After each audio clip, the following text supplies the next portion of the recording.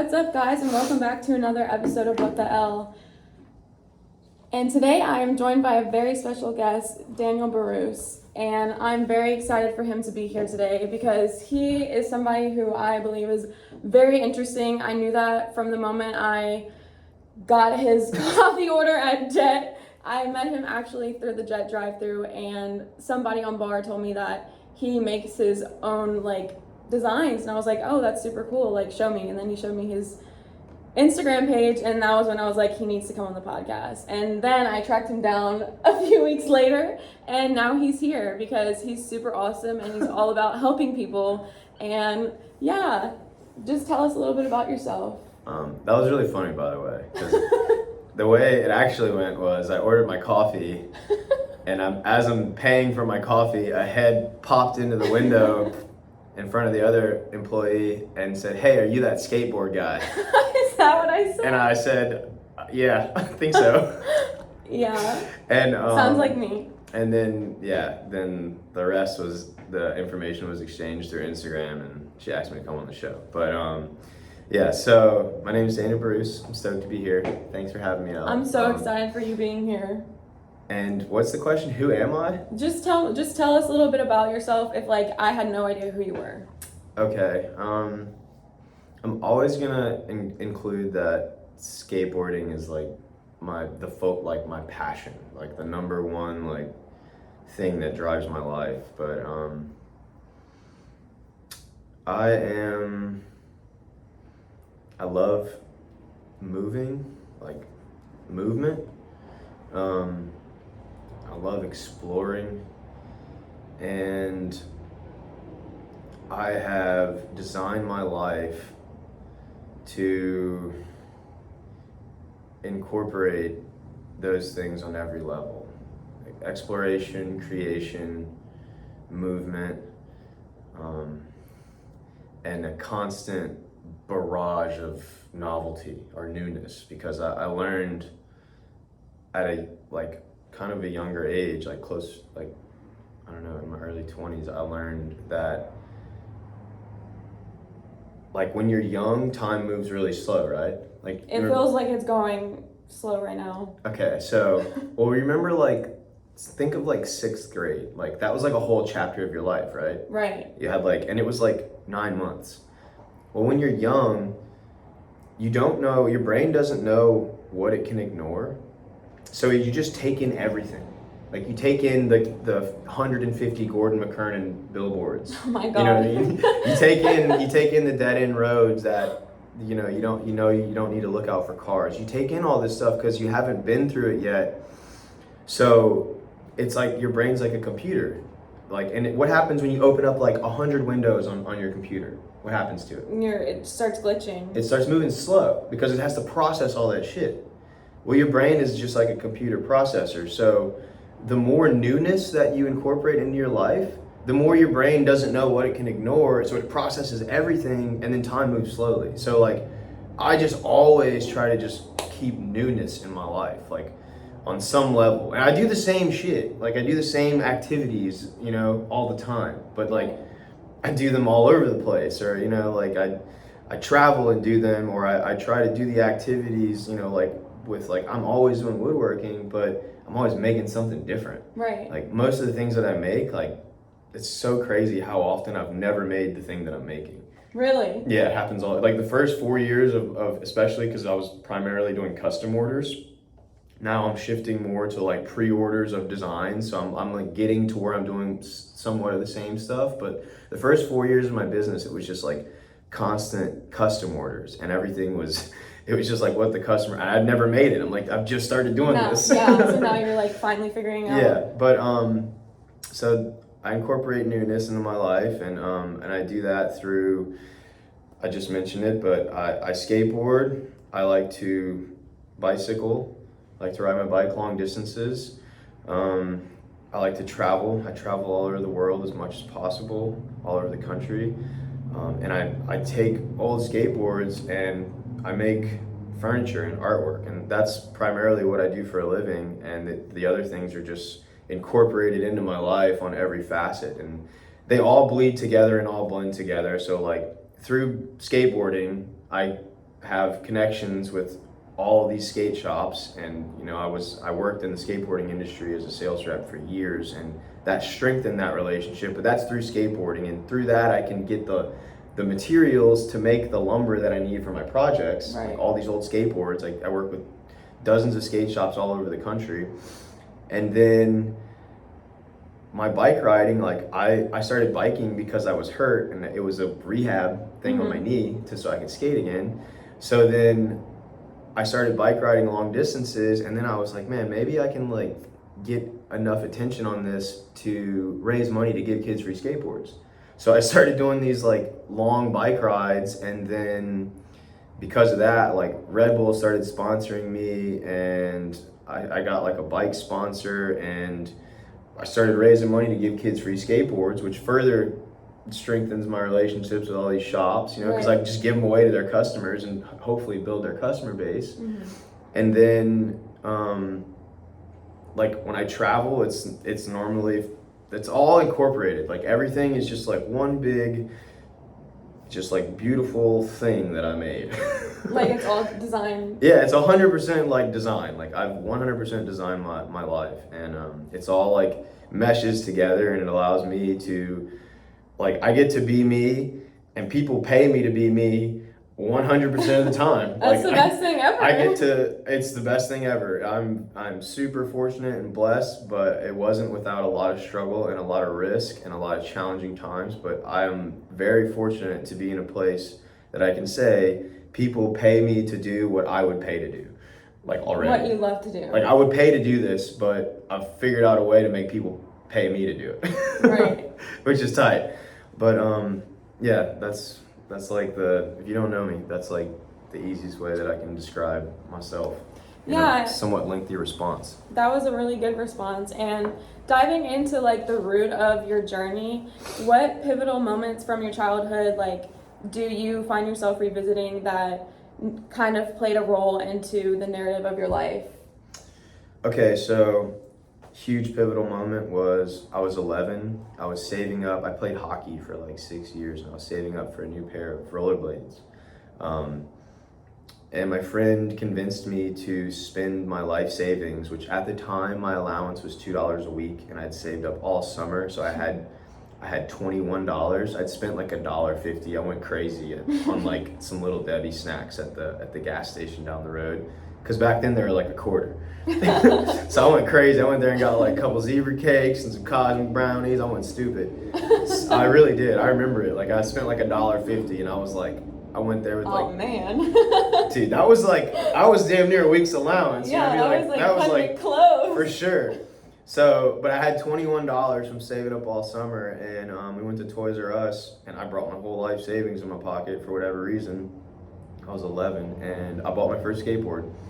So that was a pivotal moment, because as soon as I got that, my whole life changed. Like everything changed. I tell this story often. So I was 11, which means I was in the 6th grade. In August, so I went to Alamo. LJ Alamo. I went there to be in the gifted program, the arts program, and it was a new school. And I go there, and I went there, and I started making friends, and I realized like all the cool kids. I didn't know this at the time, but they were really the rich kids, but they were like the cool kids in the middle school, you know. All the cool kids had Doc Martens on. Ooh. And that was like what was popping at the time. And I remember coming home in August, and I told my mom and dad. My mom was making food in the kitchen, and my dad was like behind her helping her. And I walked into the kitchen, I was like, for Christmas, I want a pair of Doc Martens. Because I was just like, we had to wear uniforms, and the only place you could kind of like be yourself was your shoes. And I just saw like, man, all these people that are cool, like the only thing that's different really is these shoes. Like I need to get these shoes so I can be cool like them. And I asked for them for Christmas, and my parents like turned and they laughed at me. They were like, they laughed at me. They were like, Daniel, those are $100 pair of shoes. Like we didn't have money growing up. So I was like, okay. I remember like being bummed, but I was like, damn, I want a pair. That was in August. I got my first skateboard in September. And I say that because by the time December came around, I didn't give a fuck about some Doc Martens. Yeah, everything changed. I didn't care that that feeling of wanting to be like those people. I didn't care about that anymore. I had something that gave me so much joy and so much happiness that I literally did not care. It was the most empowering thing I've ever experienced. I got to a point where I was like, dude, I don't give a fuck at all. Like, I don't care if nobody likes me. I don't care if this girl that I'm crushing on doesn't like me. I don't care if these guys don't think I'm cool enough to invite me to their sleepovers. Like, I don't give a fuck, dude. I got this skateboard. I can't wait to get off and go play in my driveway. Like, I cannot wait, and I don't need nobody. Like, with hockey, I wanted to play hockey. Like, I played hockey for 6 years, and I'd come home and I'd like play in the street and smack the puck up against the inside of the carport and drive my parents crazy. And I always wanted to play games. Like, I always wanted to just get home and like, let's go, I want to play, and like, but you can't fucking play a game every day. There's not just like, people aren't just ready. But with skateboarding, you don't need that. You just need yourself and a skateboard and some cement. Go crazy. So that gave me like a whole, and so like that feeling led me later on in life to be like, yo, dude, like, that's why I want to give kids skateboards. Last year I gave at retail, so it wasn't this much like in reality because the Element skateboards like worked with us and we got like super discounted prices. But if you were to go out and just buy them, it would cost you almost $100,000 to give away the amount of skateboards that I gave last year. Wow. All over Texas, all over Louisiana, all over Florida. It was kind of crazy. And 99% of those kids are going to skate for a little while and then quit, and then it's not going to mean anything to them. That's okay. There's like 1%. There's going to be like a couple. Like, even if it's one or two, they're going to fall in love with it, and it's going to free them and empower them in a way that people don't understand. Like, they don't get it until I start to tell that story, but they just think like, oh, you just like playing with your toy. And it's like, yeah, dude, but you don't get it. Like, it makes you not give a fuck about nothing. Like, if it's just like anything you're passionate about, like, it's different for anybody, but like for me, that's what it was. Like, I'm like super AD, whatever. I don't believe in that shit, but I'm like hyperactive. And I've always been that way. So like, I needed something that was like, yo, dude, if you want to go get it. If you want to go play, like, because even when I was like playing games in hockey, I'm like, okay, I want the puck. Like, I want to like do some shit. You know what I mean? But you got to like wait. You're waiting. And I'm much more patient now in life, but it's because I constantly work at it. Like, it's totally not something I'm just blessed with, like, initially. Same. I'm not a patient person by nature. I'm just like, so I just want to go. And, all my closest friends can like attest to this on like so many levels. Like, just, yeah, this motherfucker don't stop. Like, and for me, that's what it did. And like, I see that now when I reflect back on my life, like, pivotal moment was picking up a skateboard. And then that led to the most pivotal moment of, I'm not afraid to be myself and I don't care who don't like it. Like, and that happened because of skateboarding, like sometime in November, December, whenever I was 11. And I have not been afraid to be myself around anybody on every level for the rest since then, because of that. Because I found something that I loved so much. So that's probably the number one most pivotal moment in my life as a child, I would say. That literally, oh my gosh, like, gives me goosebumps, because I feel like the metaphor of skateboarding for you, like, is a metaphor for life, like falling down and getting back up again, and like, oh, yeah, constantly having to work at it. And I feel like you're so lucky that you found that at age 11, because I feel like so many of us struggle to not some people in the world like don't have that passion. And like, what would you say to those people who are like struggling to find their passion? So I it's crazy because I remember like being like a freshman in college. I was at LSU, and I remember like getting to a point where I just like got to a consciousness level where I was like, man, I really do realize how blessed I am to have found something that I love so much. A lot of people didn't have that. And I remember that was the first time I realized that. I was like, wow, a lot of people, they don't have this and they just don't know. And I think it all goes back to like, I tell this to people often. I'm like, yo, like, all right, Elle, like, what's the most like badass boss bitch version of yourself like?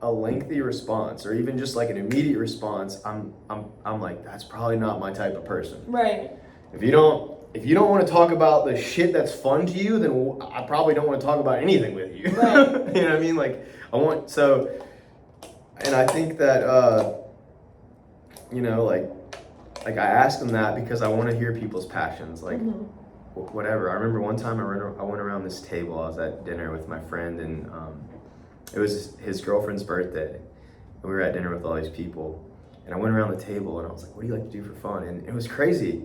Like nobody had an answer. There was like one person, and she's this little chick, dude. She's like, "I like comic books." I'm like, "I don't know shit about comic Hell books." yeah. But let me hear about it. Like, what's up? Like, what's you like about him? You know? And she was a fucking nerd about it in the sickest way. Like, I'm a nerd about my shit, skateboarding, woodworking, and other you know, a few other things. But like, it was so sick. Like, I appreciate on any level people who have a passion, whether or not it doesn't have to align with my passions. Right. I just like, I love when people are themselves. I think I love people. You know, I think it's great. So that's what I would say.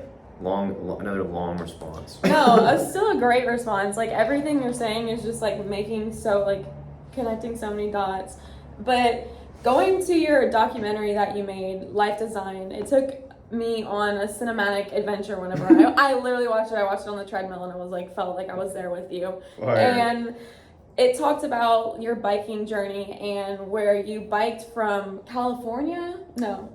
Which one? The one where you biked like all the way to Austin, like in 12 days. Okay, so that was the first like long ride I ever really did. I had done 100 miles in a day before that, but I'd never done that was 1,000 miles. I did that in 12 days from Denver, Colorado to Austin, Texas. Okay. And I did it by myself, and I learned a lot because I'd never done a tour. I learned all sorts of things like through the hard way. Yeah. But yeah, that's where like I was a sales rep for 5 years for Volcom, and then I worked for this like non-endemic skate brand called, you ever heard of Total Frat Move? Yes. So I worked for one of their brands. Okay. As the director of sales, and I handled the whole west half of the U.S. And I was actually, so that company sold, and everybody that worked for them got let go. Like 80% got let go immediately, and the remaining 20% got let go over the rest of the year. Mm-hmm. At the time, I was living in a Sprinter van. So like this was like before working remote was a thing, but I had convinced my company to let me work remote for a year. It was really easy because I was just like, dude, y'all are gonna have to fly me back and forth to California weekly. Yeah, so like save This is money. gonna cost tens of thousands of dollars. I was like, I don't want to do that anymore. I just did that for 5 years straight. Like, I'm good on that. I'm kind of burnt out on that. I was like, however, I'll travel 100% of the time for you guys, give you marketing assets, and be in the zone, and like people will want to talk to me just because of what I'm doing. Exactly. They might buy some shit because of me. Mm-hmm. Like, so it was a real easy sell, you know, and the way I pitched it. But I built those. That's what my induction to woodworking was. Like, I'd never really done much woodworking, and I bought a van off the internet for 40 grand, and then 2 days later, my first time driving it, 19-hour drive from Chicago to Lafayette. And then 2 days later, I was up on the roof with a jigsaw cutting a hole in it. Like, it was so crazy. And I was just like, I remember like about to drill the hole to put the blade through. And I was like, I'm really about to do this. Like, I spent 40 grand. I have no idea what I'm doing. I'm looking at YouTube and there's like moms who are doing it. So I'm like, all right, I got this. I could do this, you know, like if they can do it, like I can figure it out too. So I went in and I did that. And fast forward, I'm actually living in this van, and I've been traveling the country for almost a year, and my company sold and everybody got let go. So I'm like at a crossroads in life, and I have opportunities. Like, I could go back to Volcom. I had an interview with Vans. I was talking to an energy. You ever heard of guayaki, the yerba mate? No. Doesn't matter.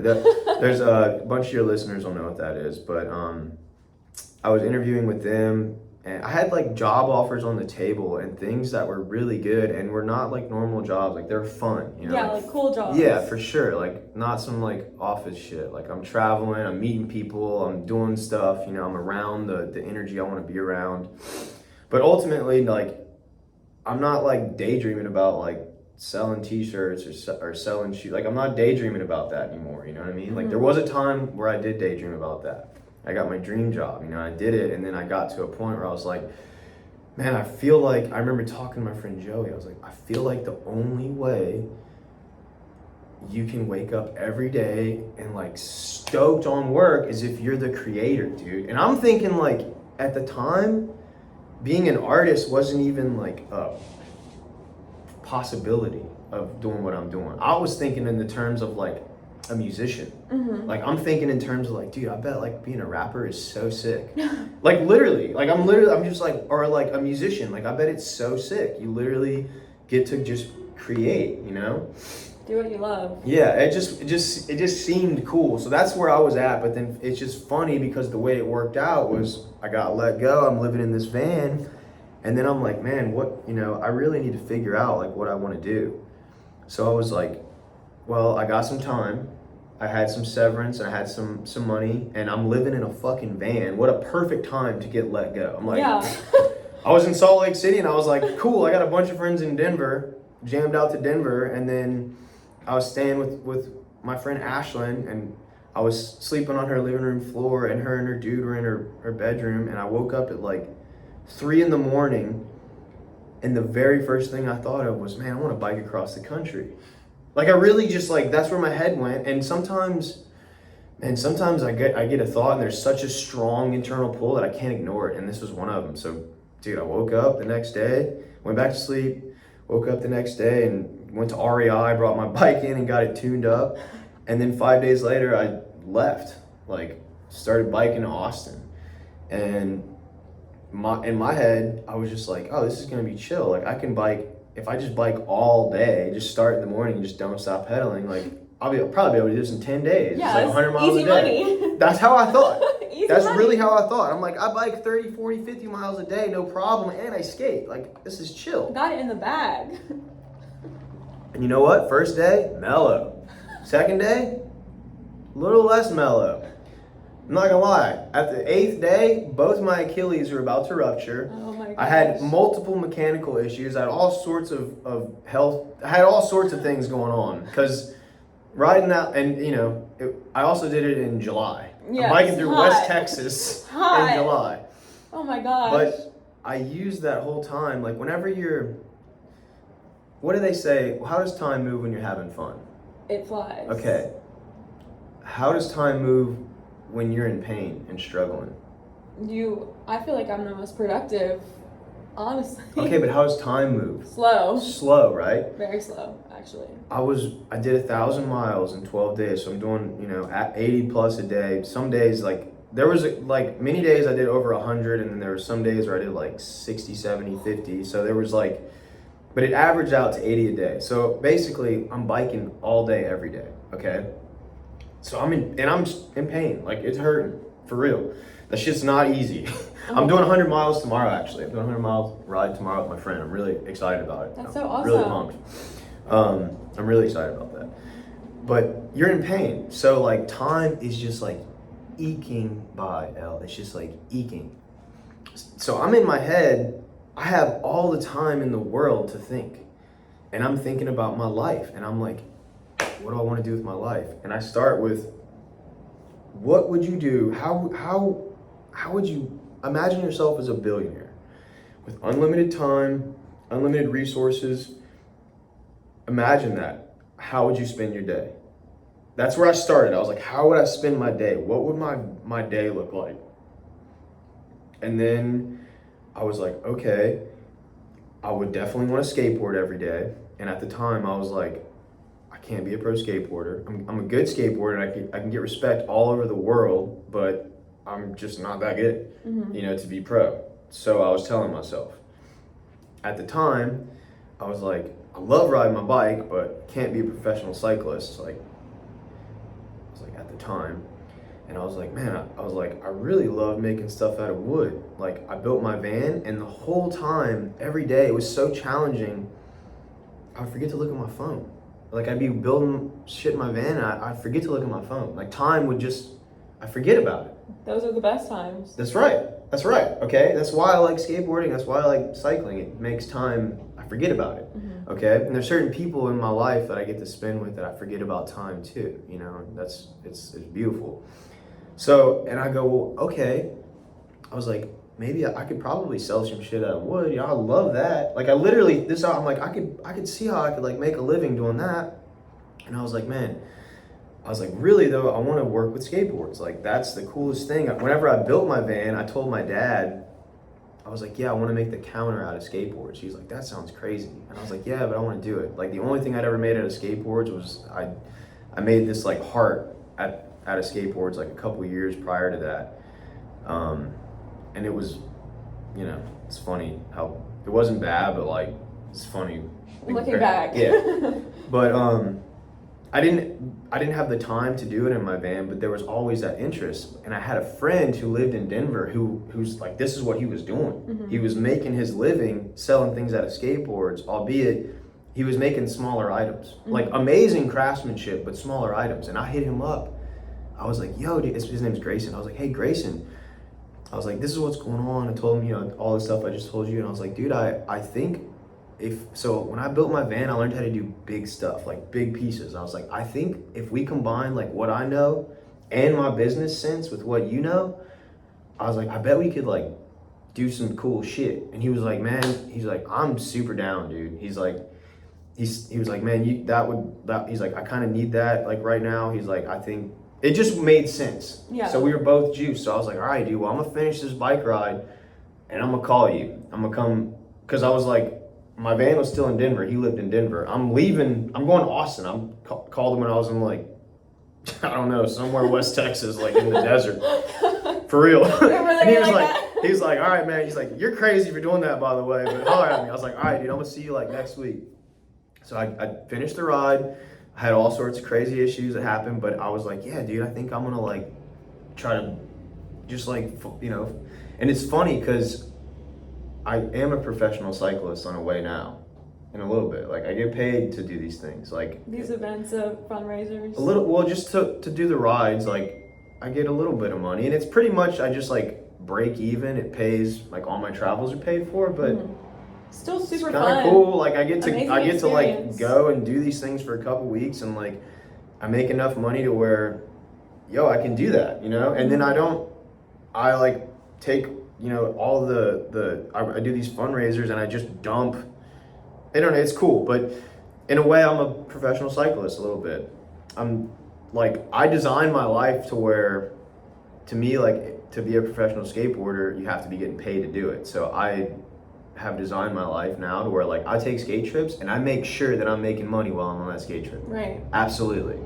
Whether it's like I do a website drop right before, I make sure my Airbnb is rented out or my house is rented out, or I'm delivering like a piece on the skate trip or what. I just always incorporate business in it, and it makes it's like, yo, dude, if you're skating and you're making money, then you're a pro skateboarder, right? I agree. That's my thoughts on it. Like I don't have my name on a board, but still winning. Yeah, that's like how me and my friend Devin talk about this all the time because we think the same. We're both like, yo, dude, let's just design our life to where like we can go on skate trips together and both get bread and do our thing, you know? So that's what we do. But that's kind of how the whole thing came to be, you know? Like I literally started with how would you spend your day? What would your day look like? What would you do? And then I just started working towards that. And then, you know, I finished that ride, went back, started working with Grayson. We built our first piece. We made a table, the first recycled skateboard table either one of us had made, and we sold it for $2,000 in 30 minutes. Dang. And that's not a lot of money. But split like between first two time? people, two weeks of time plus materials. Like we made like each like $400, $300 a week or something. You know what I mean? It's like nothing, but it was a start, and it was like, oh shit, we could build on this. Like this is exciting. So he and I worked together for like 7 months, dude, and it was so sick. Like I just lived in my van in front of his house. And his house, he had a little 1-car garage that we converted into a wood shop. And dude, we just worked. Like it was a beautiful time in my life because I'd wake up, I'm a morning person and so is he. we would wake up and we'd be working by 7:30. We did this for like months. I remember one day we were working and I looked at him. We were just like in the afternoon. I was like, hey, dude. I was like, you want to go skate? He skateboards too, and he's a fucking ripper. He's so good. I was like, dude, you want to go skate? I was like, we've been working for like 3 months straight. We haven't taken off. He's like, yeah, dude, let's go skate.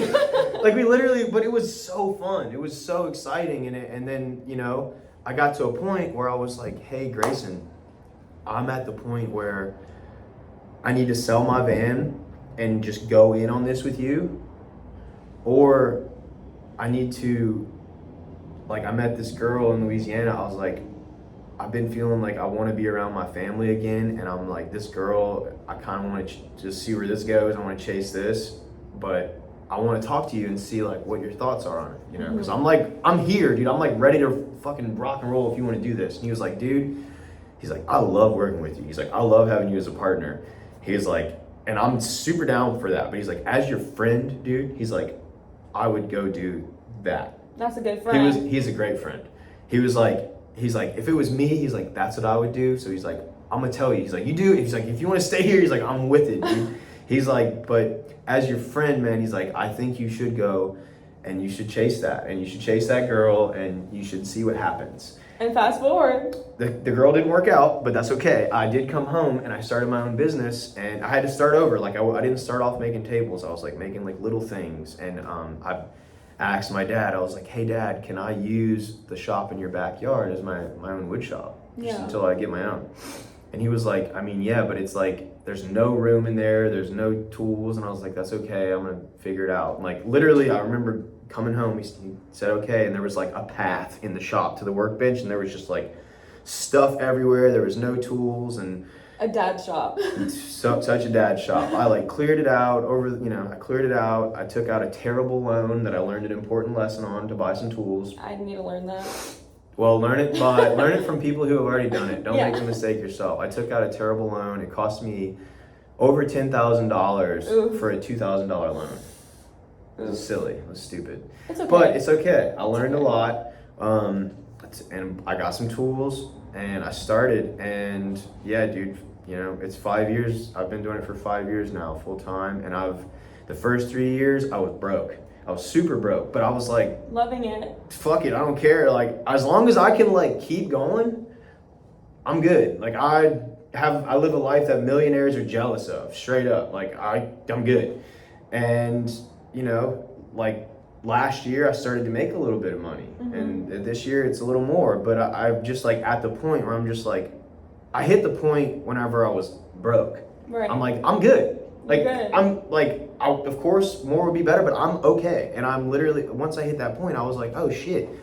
Well, that's the cheat code then, because anything else that comes in, you can just distribute it and create opportunities and reinvest, and you don't need no more. Exactly. You know what I'm saying? So that's where I'm at now. Where I'm just like, more comes in, but I just like dump it into my business, and I make sure my people are paid well, and I constantly give my employees raises and try to, I don't know, I just try to create like, I want to, it's my goal to really create opportunity in my local community to keep the people that are cool here, because a lot of the coolest people, Lafayette breeds some super cool people. I agree. But a lot of the coolest people, they get to a point and they're like, dude, there's no, unless I want to be a fucking nurse, I want to work in the oil field, or I want to work in a bar restaurant setting for life, like there's nothing here for me. There was nothing here for me, so I left. You know what I mean? That's kind of how I'm feeling. It's okay.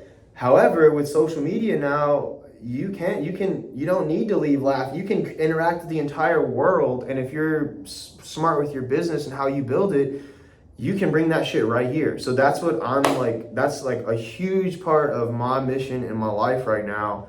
And I'm working with the city like on multiple ways through these events that I'm doing. I'm working with brands and businesses all over town and individuals, and I'm like doing it, and it's like, okay, I'm good personally, selfishly. I could be selfish and be like, I'm good and do me for the rest of my life and get paid. Right.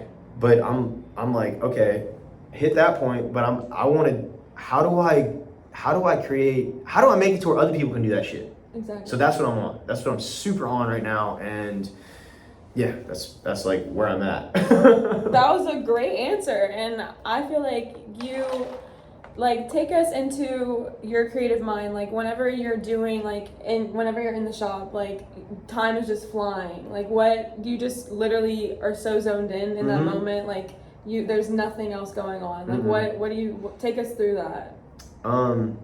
Man, I love it. This is easy for me to romanticize because I really do love it so much.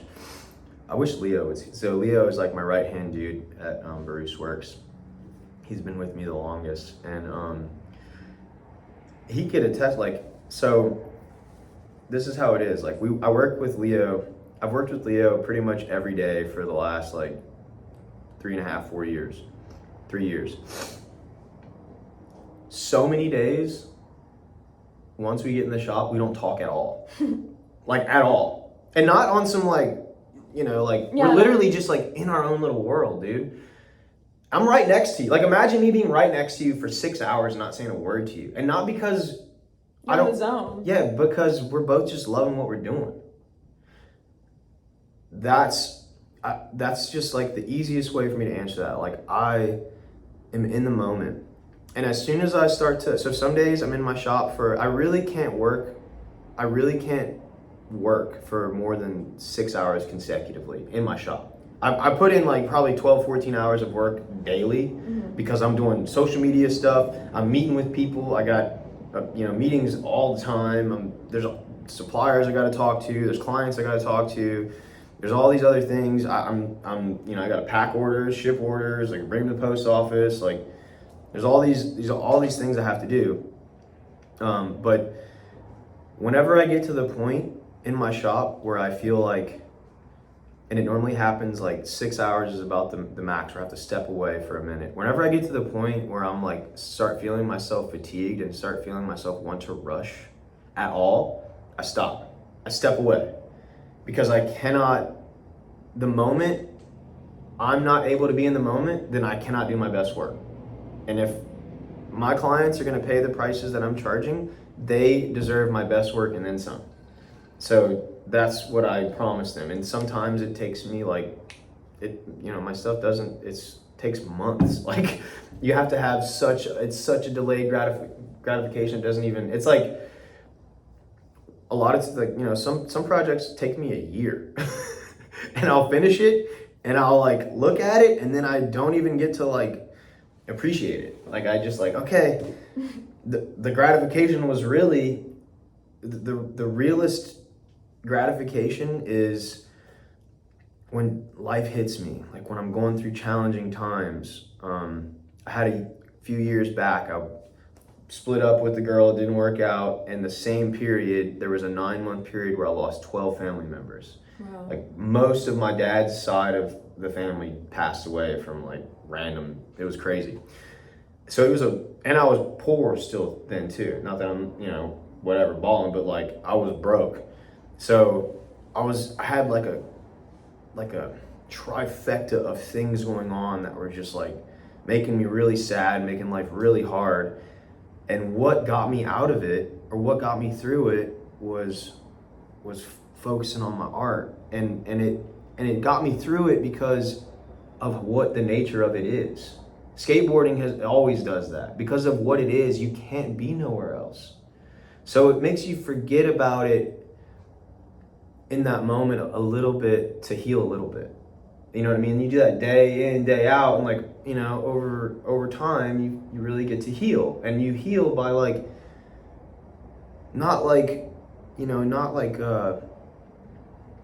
you're going through it, but it makes you like, for me, it makes me go right through it. So a lot of these pieces, clients, I don't even think they know that, but some of these pieces like represent like, not just me making a piece, but it's like, yo, dude, that represents me making the right decision day in, day out when I was going through challenging times where it was hard to make the right decision, which is, I don't know, that's pretty sick. That's amazing. So sick. I'm getting like teary-eyed, like the way like you're just. I can romanticize it. No, I told you, so like I love this amazing. shit. I love this shit. I can romanticize it for sure. Like I really do love this shit. I'm very, very blessed, you know, like, but it didn't come without, like, it wasn't just like handed to me. Like, I had to, like, trust me. I walked through the fire, faux show. And I'll do it again. Like, I love it. I absolutely love it. And it's, I don't know, the process is, I love it. That's it. Like, I'm loving what I'm doing. I'm in there and I'm thankful. And I say thank you, even on the worst days, I say thank you. And that, a lot of time that gets me through the shitty things too, because it's, how could you ask for more if you can't first be thankful for what you already have? And it can always be worse. Mm-hmm. It can always be worse. I try to just like, I don't know. That's all a part of the process. Mm-hmm. That's always there. Yeah. I love how you said that whenever you're there, it like heals you. Because I just feel like that really struck home for me, because like I feel like that's kind of for me like what this podcast is. Like I feel like it's like my therapy, like doing this, like I feel so in the moment, like you said. And I think that is like the cheat code to life, honestly. Like whenever you can make your passions and like the things that you love in life your like career, that's like the ultimate cheat code. It is a cheat code. And I think you figured out the cheat code. Like you're living proof of that, because like you are getting to do what you love every single day, and like it's just, dude, when time gets hard, you know what I want to do? Go to work. Literally. When times are good, you know what I want to do? Go to work. Go to work. So like I'm working on this crazy project right now, okay? And I really can't say too much about it at the moment on air. I could tell you off air. But it's like I was abroad. I was in Costa Rica earlier this year. I fell in love with surfing. I went on a trip for a few weeks, and I was like, I'm gonna go learn how to surf. And we're just like, I'd surfed a couple times in my life, but not really. And I went out there for a few weeks and just by myself and learned how to surf, dude. Like, just figured it out. And since then, I've been on multiple surf trips all over the place. That's awesome. I'm jealous. So fun. But I was there and I was like, you know, and I designed where I was going to be at. I would only go places in Costa Rica where there was a good wave and a skate park. Oh, yeah. And I would stay in hostels. Like, I stayed in this one place for like 10 days or something. That was $25 a night. That's so I met like super cool people. I met my friend Hugo. We're now really great friends. I met him and he helped me. He was a much better surfer than I was, and he helped me like learn the ocean. He's from France. Oh, right. I'm from here, and I speak a little bit of French because we, you know, Cajun. Yeah, we'll just like, our school system has it, you know, offers it. So I took it for like 6 or 7 years. And I just got back from France, like not even a month ago. I spent 2 weeks there with him. Oh my gosh. Because I met him in Costa Rica, and he's like, dude, come to France. I was like, I'm literally like the person that will come. Like, I'm not afraid to jump on a plane, bro. He's like, come on. I was like, all right.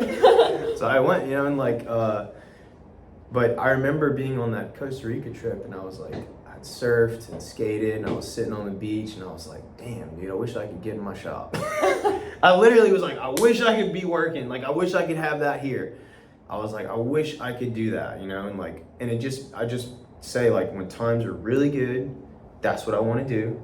When times are really bad, that's what I want to do.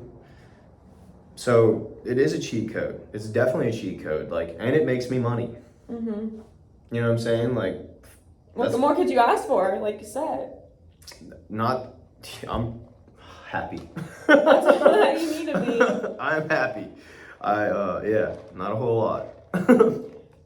Moving into a different direction, I wanted to go into about the Lafayette philosophy and this idea that if you really want something, you should go after it. And I listened in one of your documentaries that you talked about how this has really impacted you with like your family, and like, can you just tell us a little bit more about what that is? Like, how is that resonating with you in your life right now? So I think that's like, yeah, the overall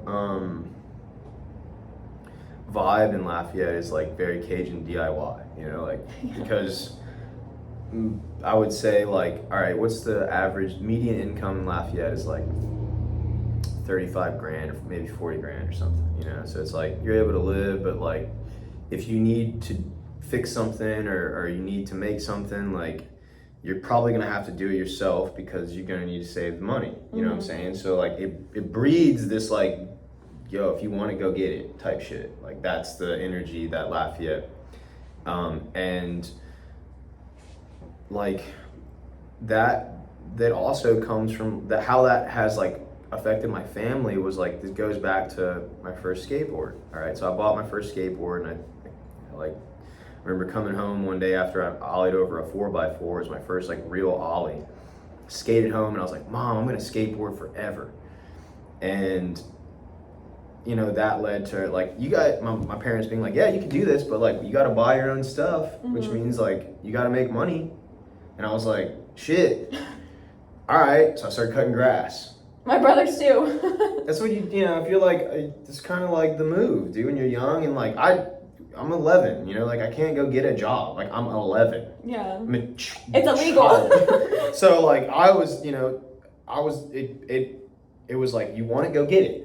And that's how like that mentality translated into my family, and how it made me like, yo, I was cutting grass in my neighborhood and at my church when I was 11. And I was making like $25 a yard at the neighborhood yards, and then $40 at the church. And we got to ride lawnmowers. Big. It was so sick at the time. And it was funny, I equated everything with like, I only thought in terms of skateboards. I'm like, a skateboard up until recently, from like 1980 something to like this past, like a year ago, skateboards were like $55. That was like the price of a normal skateboard. So if I made $110, I looked at that as I got 2 skateboards. Like I didn't think of like anything else. Like if I had $1,000, I'd do the math and I'd be like, that's 8 skateboards. That's 8 skateboards. You know what I'm simple. saying? Well, there'd be more than that. It'd be 18 skateboards. But you see what I'm saying? Like that's just how that, go get it. You know, if you want to go get it. My parents are like, you can do this, like for sure.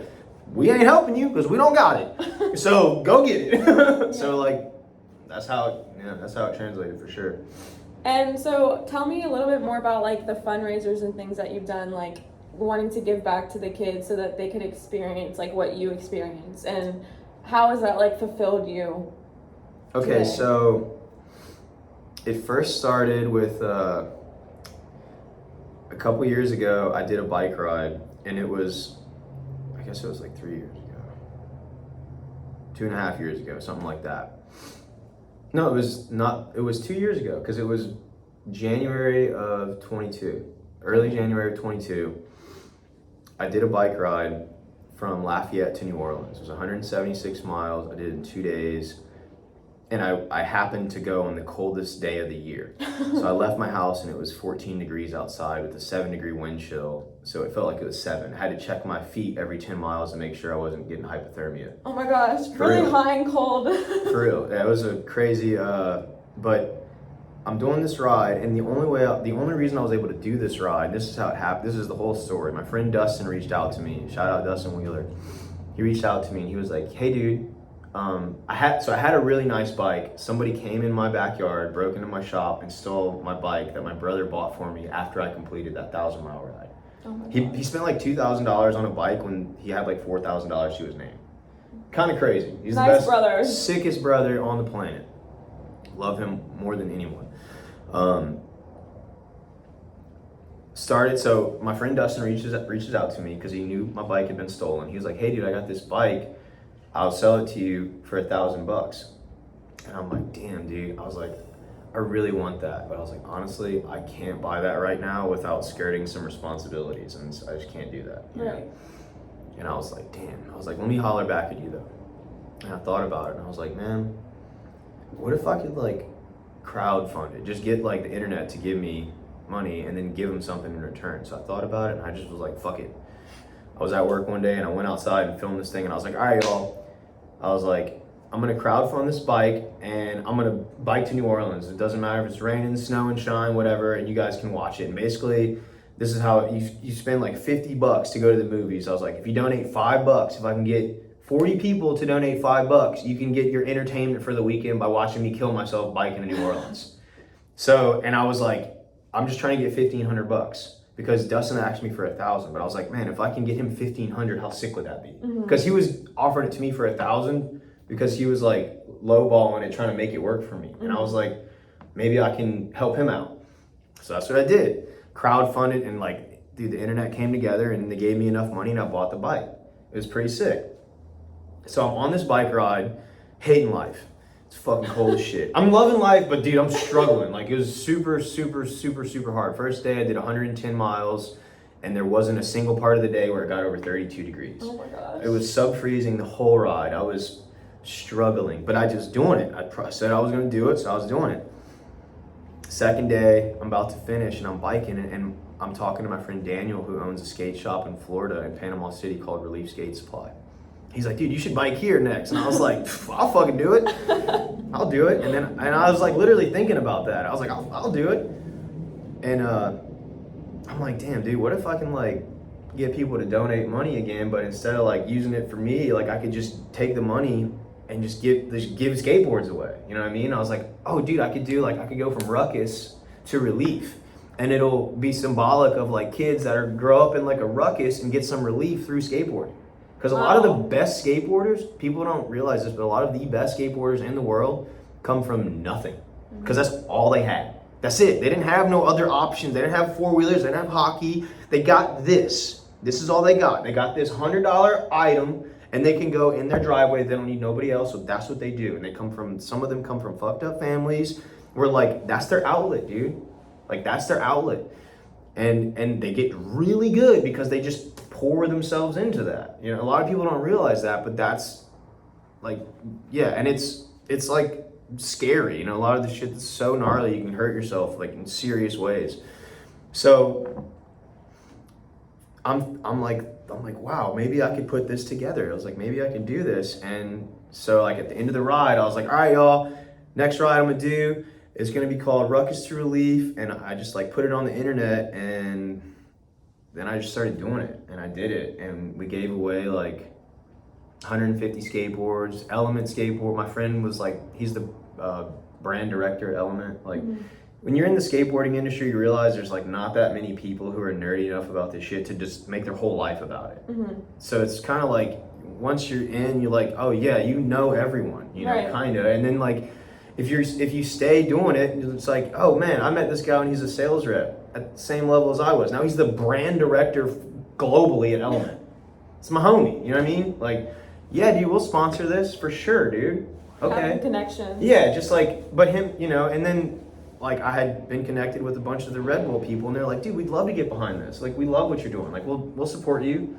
You know, we don't even want anything in return. We'll just like finance this and make sure that you can do this, because we just want to see cool people do cool shit. That's the head of their sports marketing for North America told me that one day. He's like, dude, we don't want anything. We just want to see cool people do cool shit. I love that. So sick. They're like, Red Bull, shout out Red Bull, because they win because of who they hire. The people that they hire, I mean, everyone at Red Bull is aces, dude. Everyone. Like, all of their whole team, they're so smart, because it doesn't even matter what their product is, because the people that they incorporate in their world are the best people some of the best people I've ever met. Like, seriously, amazing energy. Shout out to them. Shout out to Red Bull. Yeah, for sure. But yeah, that's how it started, and you know, I'm still going. Like, I haven't planned my next one. The next one I'm working on. I was actually trying to do one across Europe. Oh my gosh. I want to go to Europe. I'm trying to do one across Europe, but I'll probably do. I just did one in August, so I did one in August. Ruckus to Relief 2. So I biked from Lafayette to Panama City in 6 days. It's 500 miles. I took a day off and skated, and As you should. and we'll be doing, so the Lafayette skate park that's opening up, we're working with Parks and Rec. They're opening up. Wait, reverse. They're opening up a skate park. Yeah, it's when? like Thomas Park. They already started. They broke ground. That's awesome. That's yeah, so needed. It's super needed. It's been a long time coming. I've been skating for 24 years, and yeah, I've wanted a skate park here the whole time. So did you have like a part in getting that? Yeah, a little bit. Yeah, for sure. I mean, the whole community did, you know, like, yeah, but yeah, I went to like some of the city council meetings and spoke, and, you know, showed up at yeah, a little bit. There was other people who definitely were like more involved. But the whole community was involved in helping this. So absolutely. Tell me about your invitational, and you had that in what, October? Yeah, so the Barousse Works Invitational, I think that was, so a lot of my life, like the things that, the projects and stuff, the things that I design, happen when I'm on these bike rides. Mm-hmm. And I think I thought about the Barousse Works Invitational last November whenever I was doing the Heart of Texas tour, where I biked to every major city in Texas and every skate shop in all the major cities, and we raised like 30 grand or something. Wow. We were able to give away 500 skateboards. I did that all summer. This past summer I was like, wow, that's so awesome. It was sick. But I designed it on that, and the whole concept was, all right, I'm going to make the world's largest dining table from recycled skateboards, and I'm going to invite all of my friends that own skate shops and their teams to come skate it in the middle of Jefferson Street, and I'm going to pay for their travel. And I was actually like planning on paying them too. Like and then I was just gonna make we'll just shut down the street and everybody will come watch it. And that's pretty much what it was. We had, I made the world's largest dining table from recycled skateboards. It was 13 and a half feet. It's in Ruckus in Lafayette downtown now. And we had 18 skate shops we invited from all over the US. I worked with Lafayette Travel, Lafayette Consolidated Government, Red Bull was a sponsor. Downtown Lafayette was a sponsor. Miss Reba's, Chaz Roberts. We had like a bunch of local businesses: Hub City Cycles, Ruckus, J. Aber Roofing, Oh my gosh. Katie Real Estate. They were all involved, and we did. I had over 100 skateboarders come through. I paid for all their travel. I made sure like everybody had hotel rooms, their gas was paid for, their food,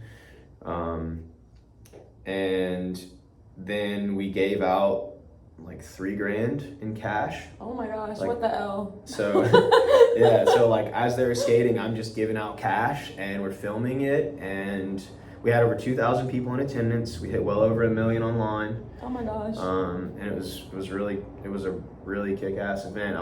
Honestly, the weather was like 50% of the success. It was just a beautiful day. That's good. I did research. I went back through the weather history for the previous 8 years, and I was like, okay, this particular day, there's no rain. We need to make sure there's no rain on this day. So make sure it's not 7 degrees either.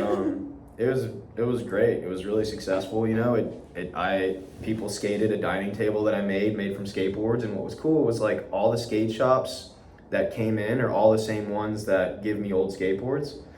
So it's kind of full circle. Mm-hmm. Like some of these guys that were skating the table probably had skateboards in that table that they skated. Wow. Isn't that crazy? It's like all just like comes together like full circle. Yeah, it does. It does. It's my whole life is like designed like that.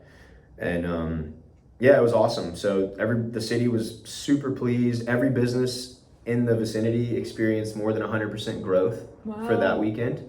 Which is That's incredible. Yeah, it had like a real economic impact on the city and helped people. It helps a lot of people. Yeah, so now I'm like, okay, like I'm gonna keep doing this. Like I have it next year, and I'm been working on this project for next year. I was already had the render, the first version of the render for next year's project, which actually goes back to it's connected to the project I said I can't speak about. Mm-hmm. It's all connected.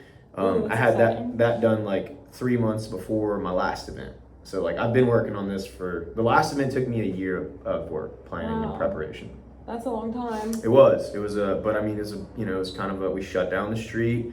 We had sheriff's department there. Like it was crazy. I had to pay all these police officers. That's sick. Like I had to go and give them cash. I was like, I bet they had a good shift. They loved it. I'm sure they did. Pumped, dude. Everybody was like so juiced, and yeah, it was cool. My parents are there, and they were just like, my parents are so sick. They like live in their bubble, and they like see, my stuff, but they don't like. They don't see. They don't see it. Yeah. And so like they're like, holy smokes! There's like all these people like, you did that? This is crazy. That's so cool. I was like, yeah, Mom, I've been working on this. I love that. That's so cool. And one of the last things I want to ask you about is going back to whenever you were working for Volcom, and you said you were traveling and experiencing burnout. And this is just something that is like really prevalent just to like my generation, because I just feel like we can especially just like experience burnout because like hustle culture is so like so hustle. Mm-hmm. But like, how did you move through that? Like, what were the self-care mechanisms that you did before you? So honestly, I got more burnt out earlier this year than I did working for Vulcan. Really? So for 5 months this year, I wasn't home more than 4 days. Wow. Like, and I would go on a trip. It was like all summer I was giving away skateboards. So I'd like go on a trip, do my thing, come back for 4 days, grind super hard in my shop, try to make progress on projects, and then go on this other trip. And the whole time I'm on a trip, like I'm making sure my business is being managed, like my employees are doing their thing, I'm making sure my Airbnb is taken care of, I'm making sure my cat's taken care of, all my plants in my house are watered, and like, you know, you gotta you gotta manage people, and like not like manage them, but make sure everything's you know good. you gotta handle your shit. So there's a lot of energy, and then the whole time, like every single day I'm making content. So like even if I'm traveling on the road, if I'm in France, I'm like, and I'm posting at the same time. So it's like if I'm 7 hours ahead, then it's at 3. I post right now. I'm posting at around 9 a.m. every day. Mm-hmm. That's when the engagement starts to be a peak for me. So based on all my followers and my insights and statistics. So I was, I never stopped. Like I did not stop. Like I was just going. And I was like, man, I did like a 500-mile bike ride. I was doing skate trips. I was constantly dealing with injuries. I was just going. Like I was just going hard. And I got to a point like really like right when I got back from Europe. And this was like a month ago, month and a half ago. So relevant, perfect. Yeah. I like literally got back and I was just like, dude, I just don't want to do anything, And I still did my stuff. Like I'd still like do my content. Still went to the gym 6 days a week. I was still skating when I wasn't hurt. I was still in my shop every day.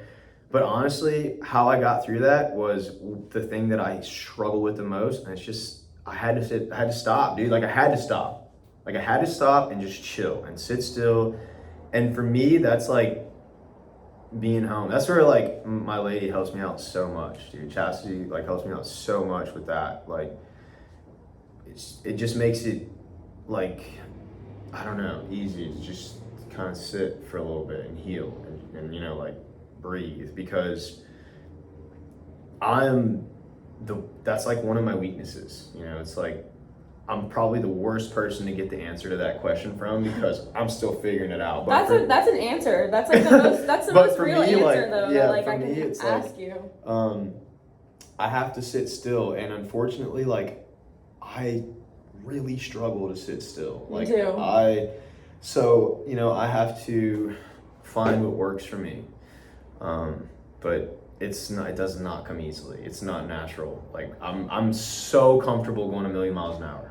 Yeah. I'm so comfortable. I'm like, it's a beautiful place in my brain, but the average person, if they pop their head in there, they would be like, whoa, fuck that. You know what I mean? Like, yeah. because it's like watching like 18 shows at once, and you click on one, you watch like 9 minutes, and then you click on the next one, you watch like 9 minutes, and you click on the next one, you watch like 9 minutes, and then, or it might be 3 minutes, you know what I mean? It's like 9 seconds. Yeah, pretty much, like 9, and then you circle, you get to the 18th one, and then you go right back here, and then you watch the next 9 seconds of the first one, and it's like that because I'm doing 100 different things, and I'm making progress every single day, but it might be like very a little bit, like just a little bit. And that's like all you can do, I feel like. So I feel like that's like the best answer, because like at least you are so honest and like being able to say like I don't have it all like figured out. Oh God, no. And like as a college student, like I experienced burnout, I feel like a lot, because like in college you don't want to keep going, but like sometimes you just have to keep going. Yeah, I hit college. I'm glad I went or whatever, but like I would not do it again. And honestly now, like the formula that everybody bases going to college on is no longer relevant and no longer works. Like you go to like my college degree, I had TOPS, so my college was paid for.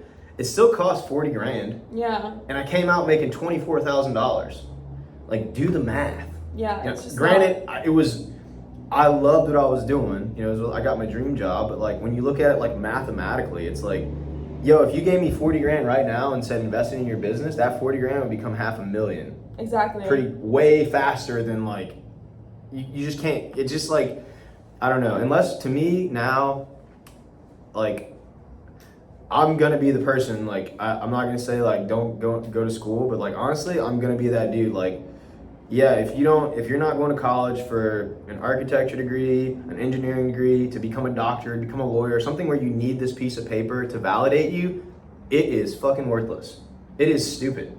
It's not worth your time. It's straight up not worth your time. Now, if you're in it and you like, this is where like, I'm glad I stuck it through because I have like, yo, I finished. So it's like, you should finish, you know, and don't quit, because that's not, I would say like, if you're in it, don't quit, because I don't believe in quitting shit, you know, like I don't believe in that. But like on some real shit, dude, it's worthless. Like it's not gonna, you're not gonna learn about business. You're gonna come out of college. Here's what I realized. I graduated college. I didn't know how to buy a house. I didn't know how to take out a loan. I didn't know how to pay my taxes. I didn't know how to invest in stocks.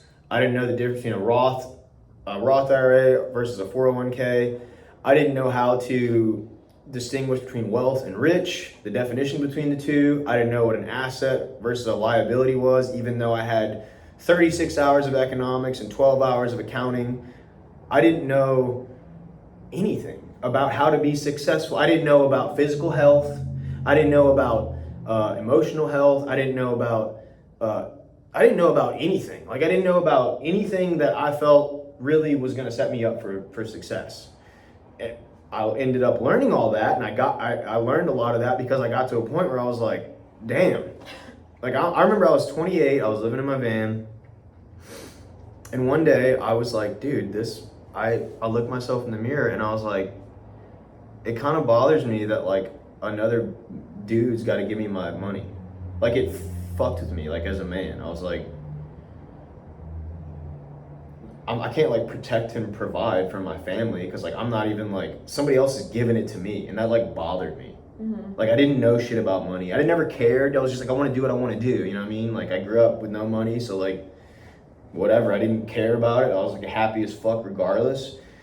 But then it hit me. I was like, it bothers me that like I gotta get that from somebody else. Like, and I didn't know anything. Like it bothered me. So I started going down, like in my van is when I started like, dude, first book that changed my whole life is Rich Dad Poor Dad.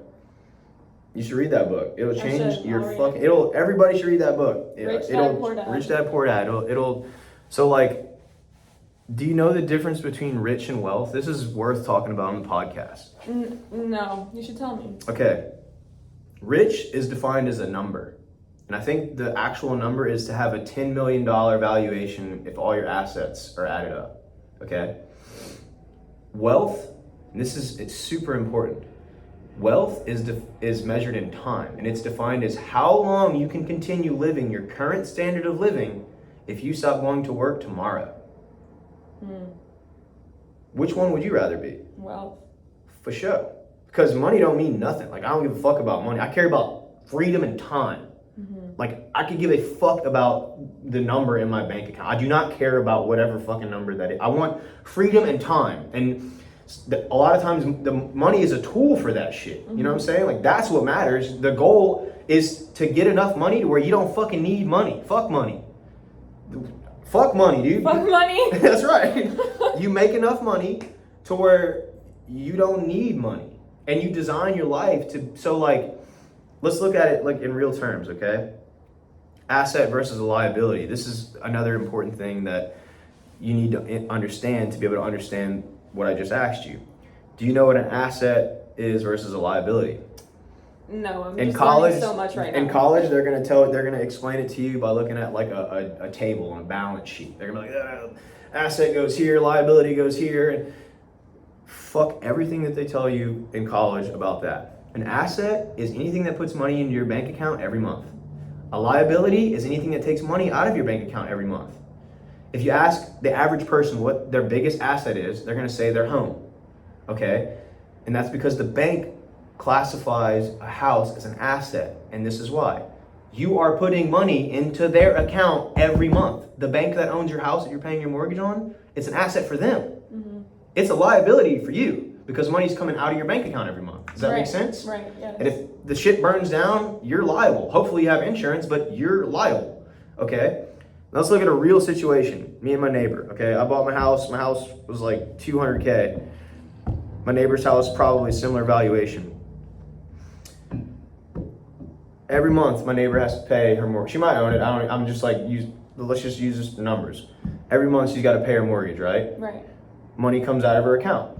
Is it a liability or an asset? Liability. Okay. I have a house. My house has a little back house that I converted and transitioned into an Airbnb. Every month, that Airbnb makes me like $1,500 to $3,000. The good months, it's like $3,000. On average, it's like $1,800, $2,000. So I make like $200 to $500 on top of my mortgage every month. Wow.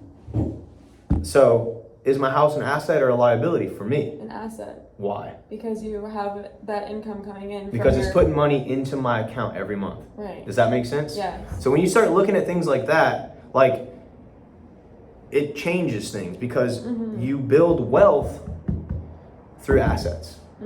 Okay? You stay poor by owning liabilities. And here's a clear example is like, all right, say you bought my house from me and you're like, I don't want to fucking somebody in my backyard.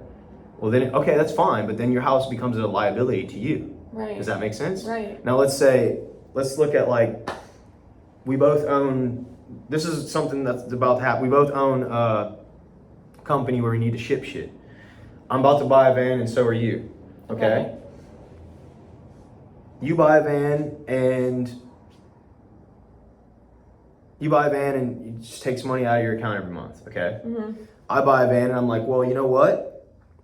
I only need to ship shit 1 week out of the month. The other 3 weeks, I can rent my van out.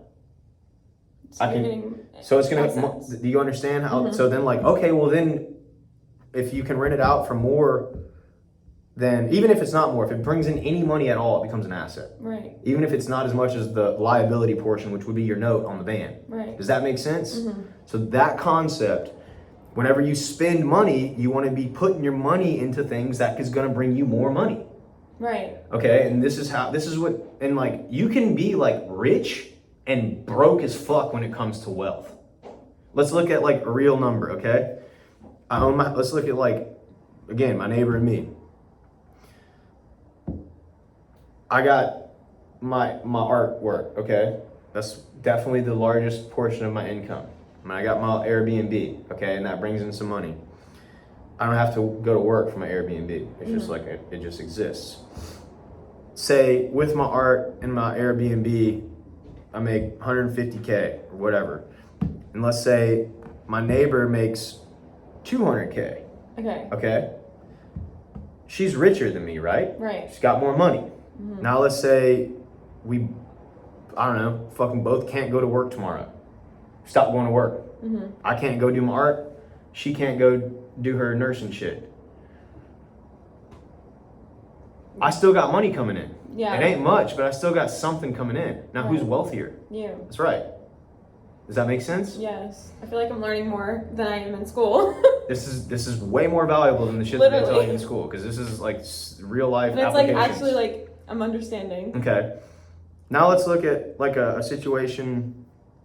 Let's look at a situation like involving like housing. Okay. Say I buy a house. It costs me $1,000 a month. All right. You're renting. It costs you $500 a month. Okay. Okay. Got it. Okay. We're both there for a year. You spent $6,000. I spent $12,000. Okay. Okay. The difference is that $12,000 I paid down a note. Okay, and that goes to equity.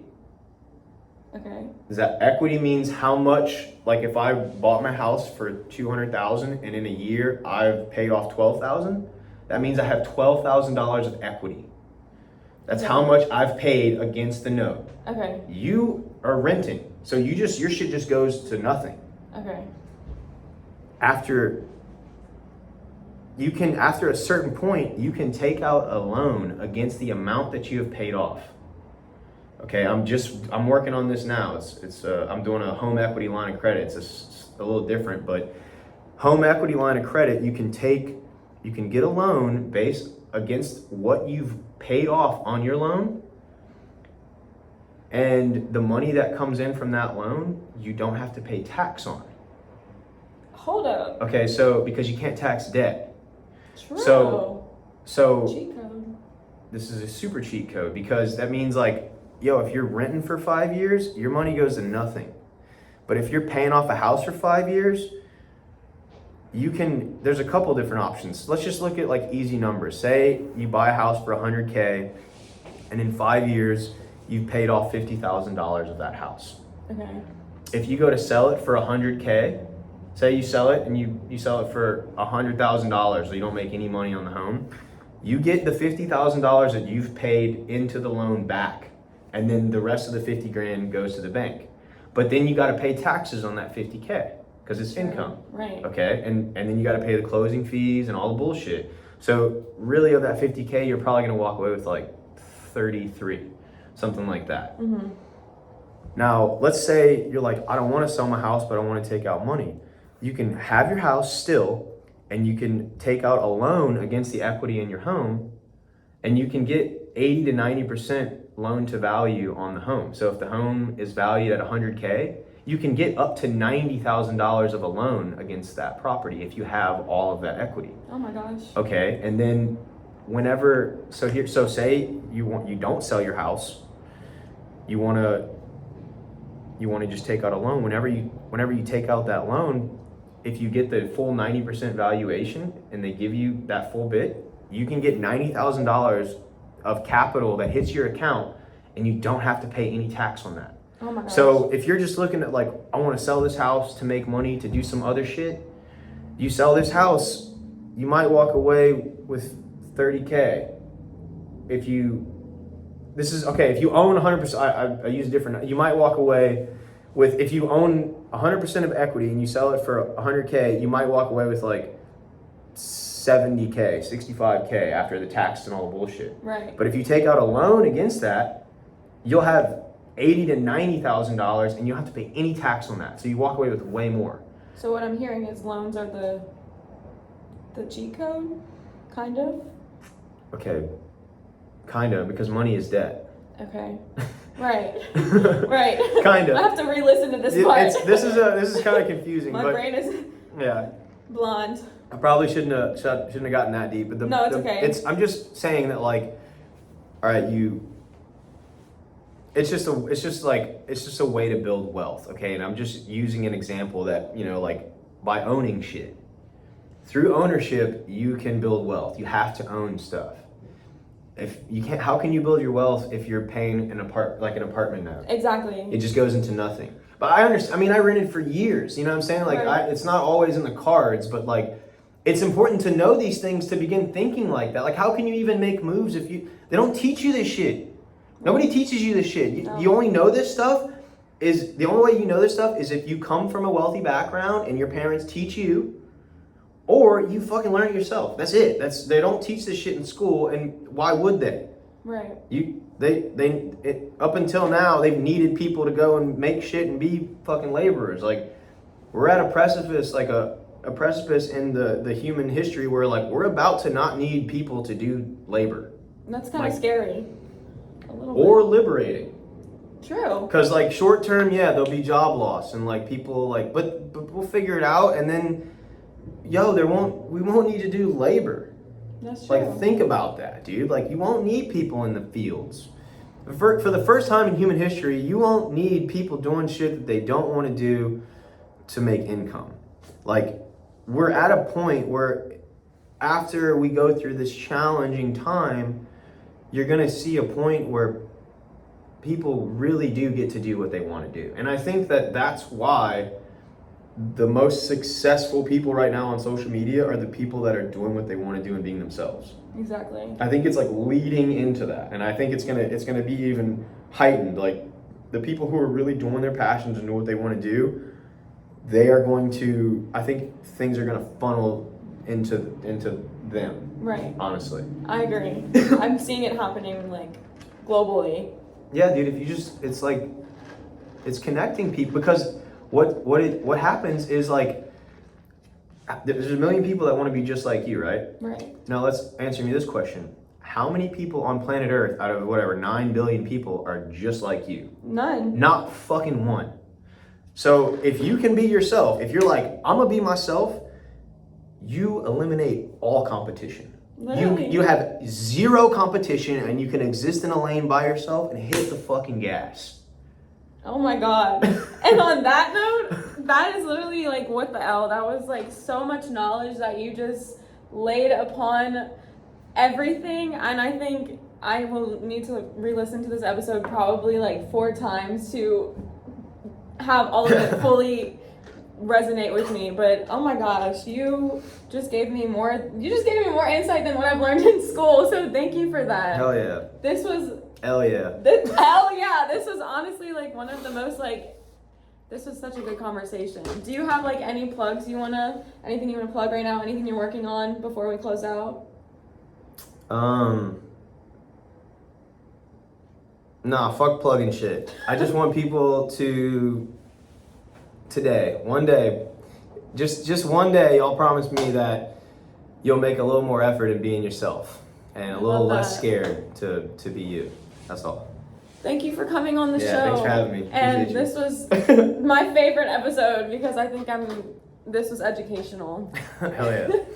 Thanks for having me. And with that, I'm going to say, love you, bye. That was so good. Oh my